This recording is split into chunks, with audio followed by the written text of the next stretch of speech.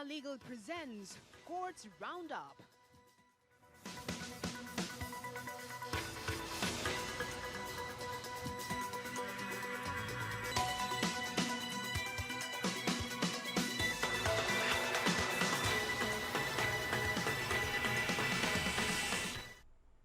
नमस्कार, बहुत स्वागत है आपका। मैं हूं आपके साथ नेहा दुबे। इस बुलेटिन में अगले आधे घंटे हम आपको कोर्ट से जुड़ी तमाम छोटी बड़ी खबरों से करवाएंगे रूबरू। कोर्ट की कार्रवाई और सुप्रीम कोर्ट से लेकर हाई कोर्ट्स और लो कोर्ट्स तक के फैसलों को रखेंगे आपके सामने। तो आइए शुरू करते हैं courts roundup. India Legal presents Courts Roundup.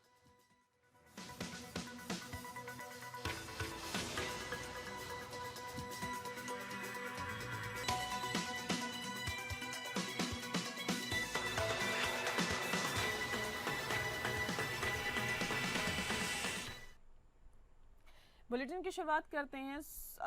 Delhi high court के जज आपको बता दें कि यशवंत वर्मा से जुड़ा हुआ ये पूरा मामला है। जस्टिस यशवंत वर्मा से जुड़े विवाद को लेकर आज देश भर में हाई कोर्ट की बार एसोसिएशन के 6 प्रतिनिधियों ने सीजीआई समेत कॉलेजियम के सहयोगी जजों की मौजूदगी में मुलाकात की और बार एसोसिएशन के द्वारा उठाए गए मुद्दों पर विचार करने का भरोसा दिया।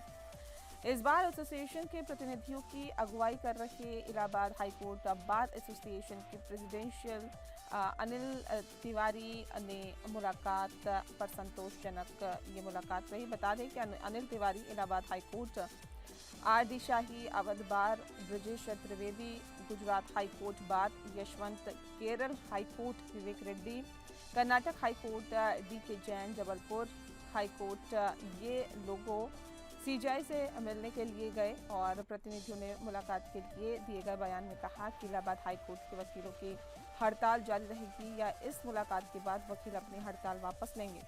इस पर फैसला हाईकोर्ट बार एसोसिएशन की जनरल बॉडी मीटिंग में होगी। बता दें आपको कि दरअसल सुप्रीम कोर्ट कॉलेजियम ने जस्टिस यशवंत वर्मा को इलाहाबाद हाईकोर्ट ट्रांसफर करने की सिफारिश की है, जिसका इलाहाबाद हाईकोर्ट के वकील विरोध कर रहे हैं। बार के अध्यक्ष अनिल तिवारी ने इस मुद्दे पर बताया है कि सीजीआई ने इस संबंध में कहा है कि कुछ तकनीकी वजहों से जस्टिस वर्मा को ट्रांसफर किया गया।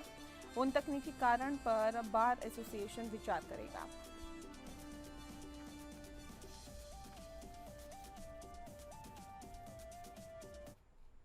पूरा समय हमें दिया है, मुझे आशा है सरकार हमारा साथ देगी। सर, लगातार जो हड़ताल है वकीलों की वो अभी भी जारी है।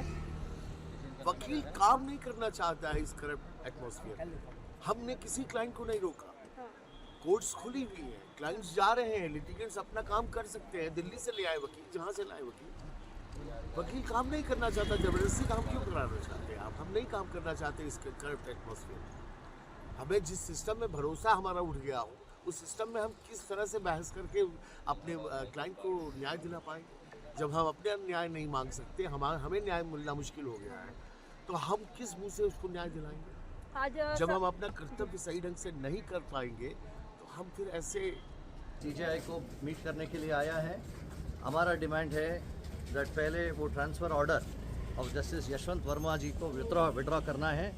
जो इलाहाबाद में स्ट्राइक में है एडवोकेट्स, उसको हम सपोर्ट दे रहे हैं। अनिल तिवारी जी है president of Allahabad bar association, all bar associations in India, High Court Bar Association in India, we are supporting Anil Tiwari ji and Allahabad High Court Association, advocates of Allahabad। हमारा पूरा देश में एक यूनिटी और collective voice है। वो collective voice है, corruption should be eradicated from judiciary immediately. Investigation must be conducted, thorough investigation.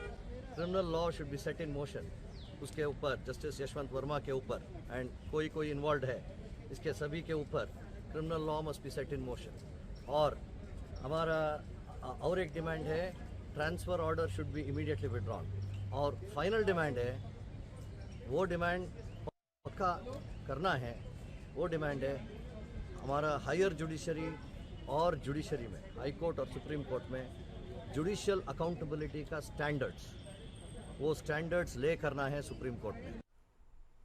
अगली खबर का रुख करते हैं। दिल्ली हाई कोर्ट ने मेधा पाटकर की याचिका पर नोटिस जारी किया है। बता दें आपको कि नर्मदा बचाओ आंदोलन की नेता और कार्यकर्ता मेधा पाटकर ने दिल्ली के उपराज्यपाल विनय कुमार सक्सेना के खिलाफ दर्ज मानहानि मामले को साबित करने के लिए अतिरिक्त गवाह पेश करने और उससे पूछताछ करने की अपनी अर्जी खारिज होने के खिलाफ गुरुवार को दिल्ली हाई कोर्ट का दरवाजा खटखटाया। जस्टिस शैलेंद्र कौर ने याचिका पर नोटिस जारी किया और मामले में सक्सेना से जवाब मांगा है। सुनवाई के दौरान कोर्ट ने मौखिक रूप से टिप्पणी की कि यह पिछले 24 सालों से लंबित सबसे पुराने मामलों में से एक है। इस पर पाटकर के वकील ने कहा कि उनकी ओर से कोई देरी नहीं हुई है। वकील ने CRPC की धारा 313 के तहत सक्सेना के बयान दर्ज करने पर रोक लगाने की प्रार्थना की, जो कल है। हालांकि कोर्ट ने आज तक कोई स्थगन आदेश पारित नहीं किया है। बता दें कि CRPC की धारा 313 अदालत को आरोपियों से पूछताछ करने की अनुमति देती है, ताकि वे अपने खिलाफ लक्ष्य में दिखाई देने वाली परिस्थितियों को स्पष्ट कर सके, जिससे उन्हें सुनवाई का उचित अवसर मिले और वे अपने मामले को सही ठहरा सके। मामले की सुनवाई मई में होगी। पाटकर ने 18 मार्च को पारित ट्रायल कोर्ट के आदेश को चुनौती दी, जिसमें उनकी अर्जी को खारिज कर दिया गया, जिसमें कहा गया कि ये वास्तविक आवश्यकता के बजाय मुकदमे में देरी करने का एक जानबूझकर किया गया प्रयास था। वर्तमान में दिल्ली की एलजी सक्सेना अहमदाबाद स्थित NGO council for civil liberties के प्रमुख थे, जब पाटकर ने उनके और नर्मदा बचाओ आंदोलन के खिलाफ विज्ञापन प्रकाशित करने के लिए उनके खिलाफ मानहानि का मुकदमा दायर किया था। दूसरी ओर सक्सेना ने भी पाटकर के खिलाफ 25 नवंबर 2000 को देशभक्त का असली चेहरा टाइटल से प्रेस नोट में उन्हें बदनाम करने के लिए मानहानि का मुकदमा दायर किया। पाटकर ने कथित तौर पर कहा कि सक्सेना कायर है, देशभक्त नहीं है। उस मामले में पाटकर को पिछले साल 5 महीने के साधारण कारावास की सजा सुनाई गई। बाद में सजा निलंबित कर दी गई, उन्हें जमानत दे दी गई। सक्सेना के खिलाफ मानहानि के मामले में पाटकर ने एक नया गवाह पेश करने के लिए आवेदन दिया, जिसमें तर्क दिया गया कि CRPC की धारा 254(1) के तहत अपने मामले को साबित करने के लिए किसी भी गवाह से पूछताछ करना उनके अधिकार के भीतर है। इस तरह के अधिकार पर कोई प्रतिबंध नहीं है और उनका आवेदन खारिज करते हुए ट्रायल कोर्ट ने कहा था कि मामला 24 साल से लंबित है। पाटकर ने शिकायत दर्ज करने के समय शुरू में सूचीबद्ध सभी गवाहों से पहले ही पूछताछ कर ली।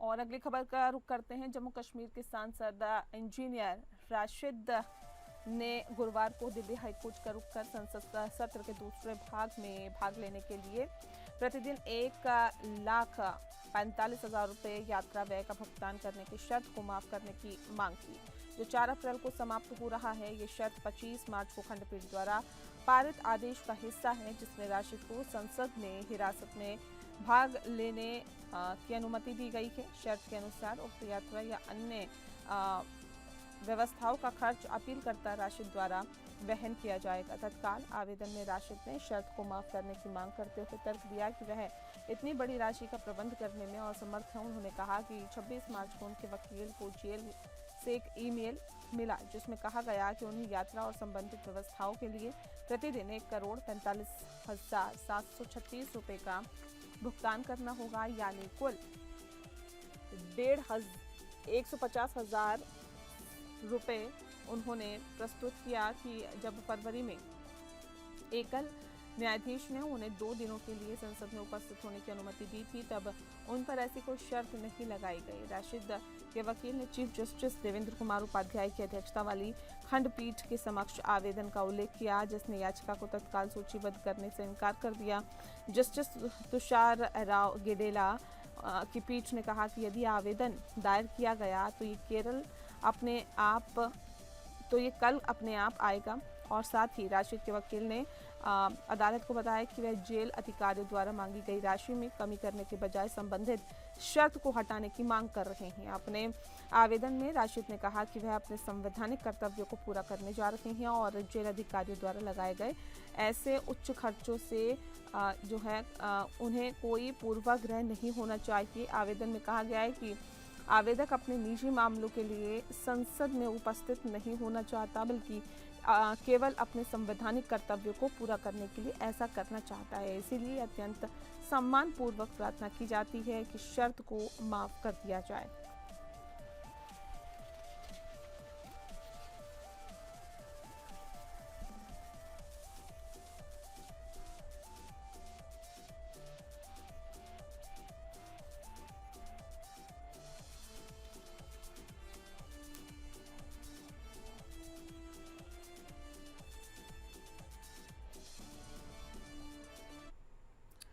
वहीं सुप्रीम कोर्ट ने कानून के इस प्रश्न पर विचार किया कि संविधान के अनुच्छेद 32 के तहत दायर याचिका पर विचार कर सकता है, जिसमें न्यायालय द्वारा मनोज मामले में दिए गए अपने फैसले के आलोक में दोषी को दी गई मृत्युदंड की पुष्टि करने के निर्णय पर पुनर्विचार करने की मांग की गई, जिसमें न्यायालय ने परिस्थितियों को कम करने के लिए व्यवहारिक दिशा निर्देश निर्धारित किए थे।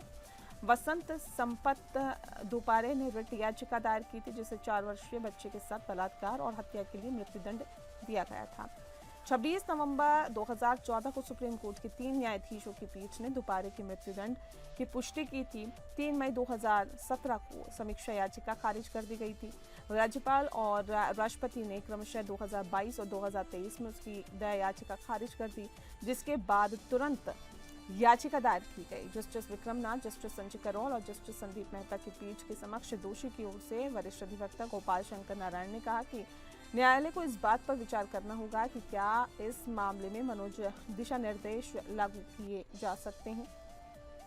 मनोज मामले में फैसला justice U Lalit, justice S Ravindra Bhatt और जस्टिस बेला एम त्रिवेदी की पीठ ने 10 मई 2022 को सुनाया और उक्त फैसले में न्यायालय ने कहा कि मुकदमे के चरण में परिस्थितियों को कम करने पर विचार किया जाना चाहिए और राज्य को आरोपी के वैज्ञानिक और मानसिक मूल्यांकन का खुलासा करने वाली सामग्री पेश करनी चाहिए। महाराष्ट्र के महाधिवक्ता डॉक्टर वीरेंद्र सराफ ने सुप्रीम कोर्ट के अंतिम आदेश को चुनौती देने के लिए अनुच्छेद 32 याचिका दायर करने पर आपत्ति जताई। उन्होंने कहा कि एकमात्र उपाय उपचारात्मक याचिका है। सराफ ने कहा कि याचिकाकर्ता के लिए बाद की घटनाओं को चुनौती देना खुला है, लेकिन वह पहले के निर्देशों को वापस लेने की मांग कर सकता है। उन्होंने क्यूरेटिव याचिका दायर करने के मामले में 1989 के त्रिवेणी बेन बनाम गुजरात राज्य के फैसले और रूपा अशोक हुर्रा के फैसले पर भरोसा किया। शंकर नारायणन ने 2014 के शत्रुघ्न चौहान और 2014 के मोहम्मद आरिफ मामलों के फैसले पर भरोसा किया। शत्रुघ्न चौहान में ये भी माना गया था कि दया याचिका पर फैसला करने में देरी के आधार पर मौत की सज़ा को कम किया जा सकता है। मोहम्मद आरिफ ने माना था कि मौत की सज़ा के खिलाफ समीक्षा याचिकाओं पर खुली अदालत में सुनवाई होनी चाहिए।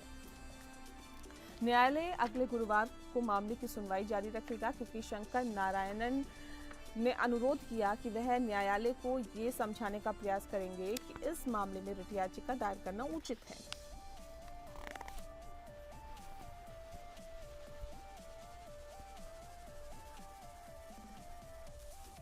अंतर्देशीय दत्तक ग्रहण की प्रक्रिया को आसान बनाने के लिए संबंधित याचिका में सुप्रीम कोर्ट ने केंद्रीय दत्तक ग्रहण संस्थान प्राधिकरण या CARA यानी कारा को गोद लेने की प्रक्रिया को स्थिर करने के लिए 4 सप्ताह में NOC जारी करने का निर्देश दिया। Justice BV Nagarathna, justice SC Sharma के खंडपीठ यूनाइटेड किंगडम में रहने वाली 49 वर्षीय एकल भारतीय महिला द्वारा 2 बच्चों को अंतर्देशीय गोद लेने की मांग करने वाली याचिका पर सुनवाई कर रही थी।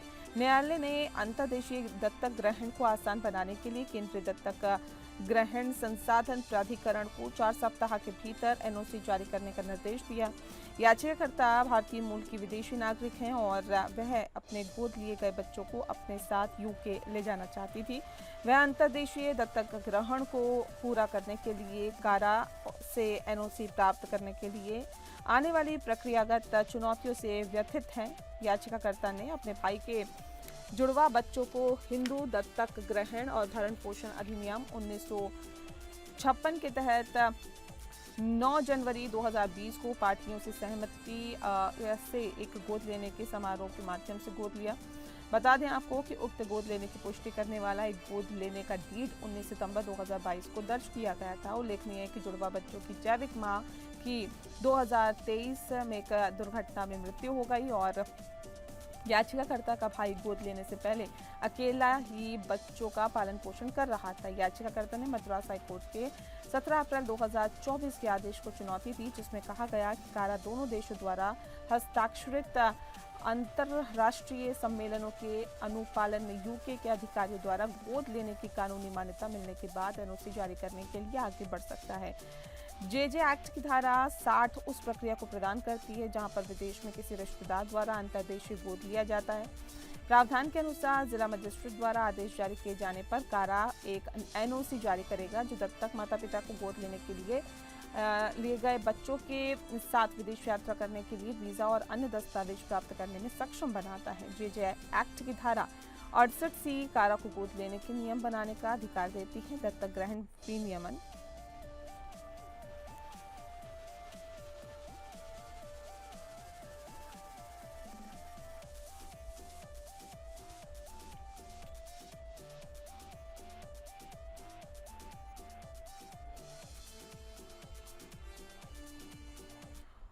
और चलिए इसी के साथ आइए इंडिया लीगल के वेब रिपोर्टर से समझते हैं कि drugs and magic remedies act क्या है।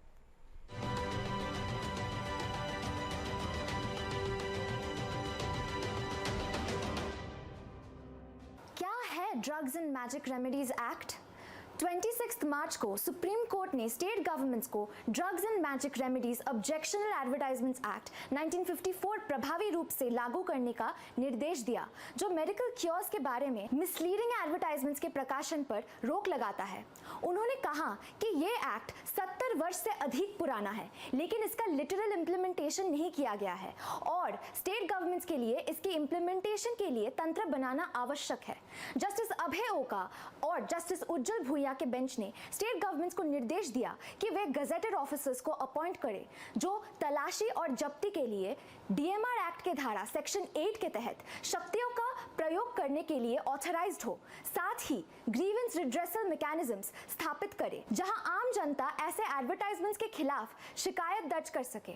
सेक्शन 2 के अंडर एडवर्टाइजमेंट का मीनिंग मीडिया और टेलीविजन एडवर्टाइजमेंट्स, कोई भी विजुअल स्टिम्युलेशन, ओरल अनाउंसमेंट्स और लाइट और साउंड रिप्रेजेंटेशन जिसमें एक सर्कुलर लेबल रैपर या कोई भी डॉक्यूमेंट या अनाउंसमेंट इंक्लूड करता है। माननीय कोर्ट ने आगे कहा कि सेक्शंस 3, 4 और 5 के प्रोविजंस जो मिसलीडिंग एडवर्टाइजमेंट्स पर स्पष्ट प्रतिबंध से संबंधित है उन लोगों पर लागू होंगे जो एडवर्टाइजमेंट्स डिजाइन करते हैं और जो प्रोहिबिटेड एडवर्टाइजमेंट्स पब्लिश करते हैं।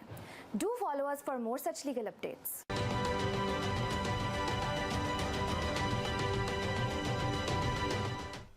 और चलिए अब अगली खबर का रुख करते हैं। अगली खबर बॉम्बे उच्च न्यायालय से जुड़ी हुई खबर है। दरअसल बता दें आपको कि राम महादेव थोराट एवं अन्य बनाम मुख्य सचिव व भारत सरकार की इसकी सुनवाई बॉम्बे उच्च न्यायालय में हुई है। ये केस रक्षा क्षेत्रों के पास अनधिकृत निर्माण को चुनौती देता है।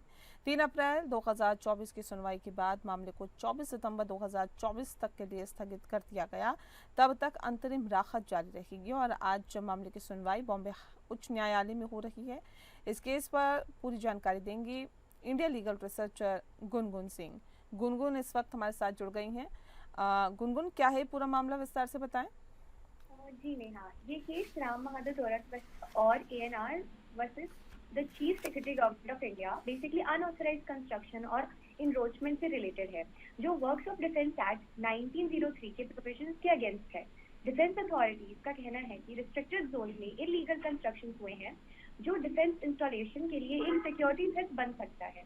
इस इशू को एड्रेस करने के लिए मिनिस्ट्री ऑफ डिफेंस ने 26 मार्च 2024 को एक मीटिंग कंडक्ट की थी, जिसमें डिसीजन लिया गया कि पुणे म्युनिसिपल कॉर्पोरेशन और पिंपरी चिनवाड म्युनिसिपल कॉर्पोरेशन के साथ मिलकर सर्वे किया जाएगा। सर्वे का एम ये होगा कि आइडेंटिफाई किया जा सके कि कौन से कंस्ट्रक्शन अनऑथराइज्ड है और कौन से जेन्युइनली कंप्लाई करते हैं। Vineet Kumar Dubey, deputy general manager ammunition factory Khadki Pune को नोडल ऑफिसर अपॉइंट किया गया और ताकि कोऑर्डिनेशन सही हो सके। इसके अलावा सुप्रीम कोर्ट भी इस इशू पर एक्टिवली मॉनिटर कर रही है। सिविल अपील नंबर 6079 ऑफ 2017 में सुप्रीम कोर्ट ने 2024 को मिनिस्ट्री ऑफ डिफेंस को एक ऑफिस मेमोरेंडम कंसिडर किया, जिसमें वर्क ऑफ डिफेंस एक्ट 1903 के रिव्यू करने के लिए एक कमेटी बनाई गई थी। कोर्ट ने मिनिस्ट्री को 2 मंथ का टाइम दिया रिपोर्ट सबमिट करने के लिए और अगली हियरिंग 24 अप्रैल 2024 को होगी। बॉम्बे हाई कोर्ट ने इस केस में भी इम्पोर्टेंट डायरेक्शन दिए। कोर्ट का कहना है कि डेमोलेशन और रिमूवल का पहला एक थरो सर्वे होना चाहिए ताकि ऑथराइज्ड और अनऑथराइज्ड कंस्ट्रक्शन का क्लियर डिस्टिंक्शन हो सके। कोर्ट ने क्लैरिफाई किया कि अगर इलीगल एनक्रोचमेंट मिलते हैं तो उनका इमीडिएट रिमूवल का फेस करना पड़ेगा, लेकिन अनऑथराइज्ड कंस्ट्रक्शन की डिमोलिश का डिसीजन सर्वे रिपोर्ट और सुप्रीम कोर्ट के फर्दर ऑर्डर्स पे ही बेस करेगा। आज यानी 27 मार्च 2025 को इस केस की हियरिंग है। हाई कोर्ट पहले ही हियरिंग को एडजर्न कर चुका है, जिसमें इंटरिम रिलीफ कंटिन्यू करते हुए अगली डेट दी गई थी। इस मुद्दे के लिए कोर्ट में प्रोसीडिंग्स हुए हैं आज। टू कंक्लूड, ये सिर्फ इलीगल कंस्ट्रक्शन का मामला नहीं है, बल्कि नेशनल सिक्योरिटी से रिलेटेड कंसर्न्स का मामला है। कोर्ट का कॉशियस अप्रोच ये इंश्योर करता है कि बिना प्रॉपर वेरिफिकेशन के कोई डिसीजन ना लिया जाए।